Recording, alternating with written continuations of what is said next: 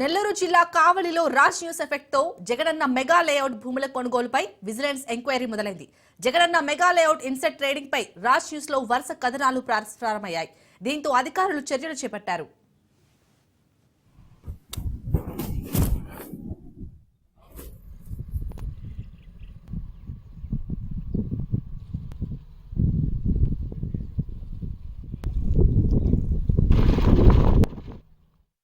సుమారు 100 ఎకరాల్లో Jagananna mega layout భూముల కొనుగోలులో కోట్ల రూపాయల అవినీతి జరిగింది. మాజీ ఎమ్మెల్యే రామిరెడ్డి ప్రతాప్ కుమార్ రెడ్డి ఆయన అనుచరులకు అనుచిత లబ్ధి చేకూరినట్లు ఆరోపణలు ఉన్నాయి. అయితే మాజీ ఎమ్మెల్యే ప్రతాప్ కుమార్ రెడ్డి వ్యక్తిగత సహాయకులు, కంప్యూటర్ ఆపరేటర్ ఇతరులతో ముందే భూములు కొనుగోలు చేయించారు.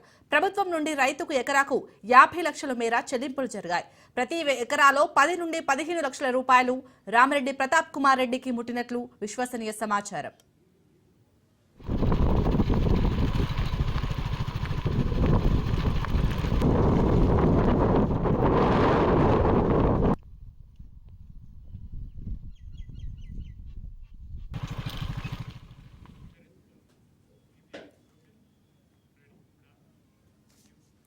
విజిలెన్స్ ఎంక్వైరీలో మాజీ ఎమ్మెల్యే ప్రతాప్ కుమార్ రెడ్డి సాక్షులను ప్రభావితం చేస్తున్నట్లు తెలుస్తోంది.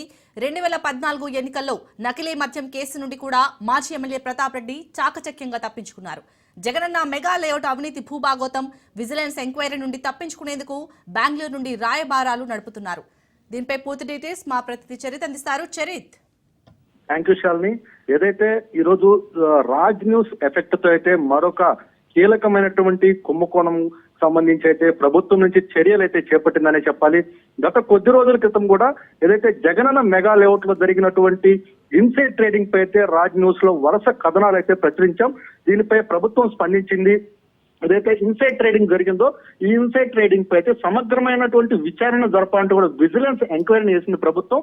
ఈ విజిలెన్స్ ఎంక్వైరీలో కీలకంగా ఆ రోజు ఇన్సైడ్ ట్రేడింగ్ లో కీలకమైనటువంటి సూత్రధారి పాత్రధారి అయినటువంటి మాజీ ఎమ్మెల్యే రామిరెడ్డి ప్రతాప్ కుమార్ రెడ్డి ఆయన అనుచర గణం అయితే ఈ రోజు విజిలెన్స్ ఎంక్వైరీకి సంబంధించినటువంటి రికార్డులు అయితే వాళ్ళ స్టేట్మెంట్స్ అయితే రికార్డ్ చేస్తున్నారు.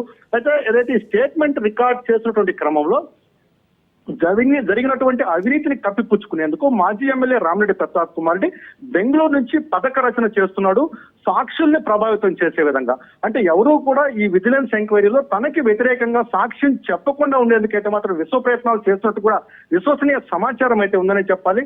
అయితే ఆ రోజు 20 లక్షలకి 15 లక్షలకి 25 లక్షలకి కొనుగోలు చేసినటువంటి భూములు ప్రభుత్వానికైతే మాత్రం 50 లక్షల రూపాయలకైతే అంటగట్టారు.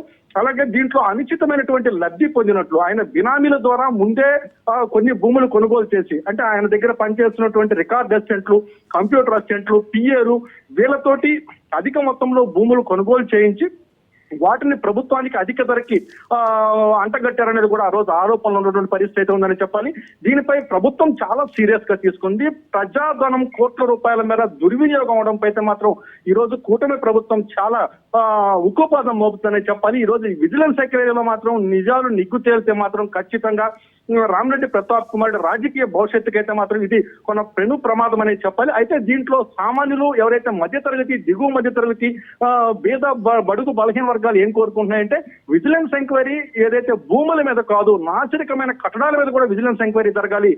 మాకు ప్రభుత్వం నుంచి ఏదైతే ఇళ్లు నిర్మించి ఇస్తామని చెప్పారు, ఆయన అనుకూలమైనటువంటి కాంట్రాక్టర్లను, అంటే ఆయన దగ్గర ఉన్నటువంటి వ్యక్తులని కాంట్రాక్టర్లుగా పెట్టి మా ఇళ్లను నిర్మాణం చేపడతామని ఇప్పటికీ కూడా అసంతృప్తిగా పెట్టడంతో పాటు ప్రభుత్వం నుంచి పెద్ద ఎత్తున డబ్బులు కూడా డ్రా చేశారు. అయితే ఇక నిర్మాణం మాత్రం ఎక్కడా కూడా పూర్తి కాలేదంటూ కూడా ఈ రోజు లబ్ధిదారులు అయితే మాత్రం వాపోతున్న పరిస్థితి అయితే ఉందని చెప్పాలి. ఈ రోజు మనం జగనన్న మెగా లేఅవుట్ విజువల్స్ లో మనం చూస్తున్నాం ఎంత నాసిరకంగా జగనన్న మెగా లేఅవుట్ కట్టడాలు ఉన్నాయో. ఒక ట్రాన్స్ఫార్మర్ కి సంబంధించిన ఏదైతే ట్రాన్స్ఫార్మర్ అంటే ట్రాన్స్ఫార్మర్ నిర్మించినటువంటి దిమ్మె చాలా బలంగా ఉండాలి. అలాంటి దిమ్మె ఊరికే చేతితో అలా అంటే పడిపోయేటటువంటి దిమ్మె కూడా ఉన్నటువంటి పరిస్థితి ఉందనే చెప్పాలి. ఈ రోజు భూముల ట్రేడింగ్ పై కాదు జరిగినటువంటి కట్టడాలపై కూడా విజిలెన్స్ ఎంక్వైరీ జరగాలంటూ సామాన్యులు కోరుకున్న పరిస్థితి ఉన్నది. ఇప్పటికైనా సరే ప్రభుత్వం ఈ దిశగా అడుగులు వేసి ఉన్నతాధికారులు దీనిపై దృష్టి సారించి Jagananna mega layout inside trading తో పాటు అక్కడ జరిగినటువంటి కట్టడాలపై కూడా విజిలెన్స్ ఎంక్వైరీని కొనసాగించాలంటూ కూడా బాధితులు కోరుకున్న శాలిని. చరిత్ర విజిలెన్స్ ఎంక్వైరీ అధికారులు ఏమంటున్నారు? అయితే విజిలెన్స్ ఎంక్వైరీ చాలా గోప్యంగా జరుగుతుంది. విజిలెన్స్ ఎంక్వైరీకి సంబంధించినటువంటి ఏ వ్యవహారాన్ని కూడా ముందే మనకి బయటికి రిలీజ్ చేయరు. అలాగే విజిలెన్స్ ఎంక్వైరీ అధికారులందరూ కూడా చాలా గోప్యత మెయింటైన్ చేస్తున్నారు. బయటికి అంటే ఎక్కడ ఎలాంటి పోపిడి ఏ చిన్న లీక్ బయటకు వచ్చినా సరే నిందితులు అలర్ట్ అవుతారంటూ కూడా అధికారులు అయితే మాత్రం చాలా అప్రమత్తంగా అయితే ఎంక్వైరీ కొనసాగిస్తున్నారు శాలిని. అలాగే చరిత్, ఇందాక మీరు అన్నట్టు సాక్షులను ప్రభావితం చేస్తున్నట్లు కూడా తెలుస్తుంది అంటున్నారు. అసలు ఈ మాజీ ఎమ్మెల్యే రామిరెడ్డి ప్రతాప్ కుమార్ ఏమైనా స్పందించారా ఈ విషయంపై? ఖచ్చితంగా ఏదైతే దీంట్లో ప్రధానమైనటువంటి ఎవరైతే దీంట్లో భూములు లావాదేవీలు ఉన్నాయో ఆయన అనుచరులు కేతిరెడ్డి జగదీష్ రెడ్డి గాని, కేతిరెడ్డి శివకుమార్ రెడ్డి గాని వీళ్ళందరూ కూడా ఆ రోజు వాళ్ళ దగ్గర నుంచే భూములు కొనుగోలు అమ్మకాల వ్యవహారాలు జరిగాయి. అలాగే పూర్తిగా దీనికి సంబంధించి ఆ రోజు అమర వేదగిరి గుప్తా అనేటటువంటి మరొక వైసీపీ నేత కూడా దీంట్లో కొనుగోలు అమ్మకాల్లో ఉన్నారు.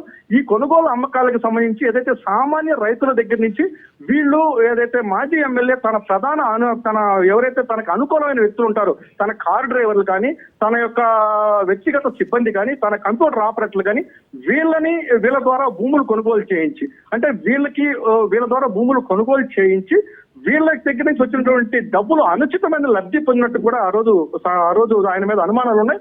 అయితే ఈ రోజు ఈ సాక్షులందరినీ కూడా ఆయన ప్రలోభ పెడుతున్నారంటూ కూడా ఈ రోజు పెద్ద ఎత్తున విమర్శలు అయితే వినిపిస్తున్నాయి. దీనికి సంబంధించి అయితే ఇప్పటి వరకు కూడా రామిరెడ్డి ప్రతాప్ కుమార్ రెడ్డి నుంచి ఎలాంటి స్పందన అయితే రాలేదనే చెప్పాలి Shalini. Right, thank you Charith.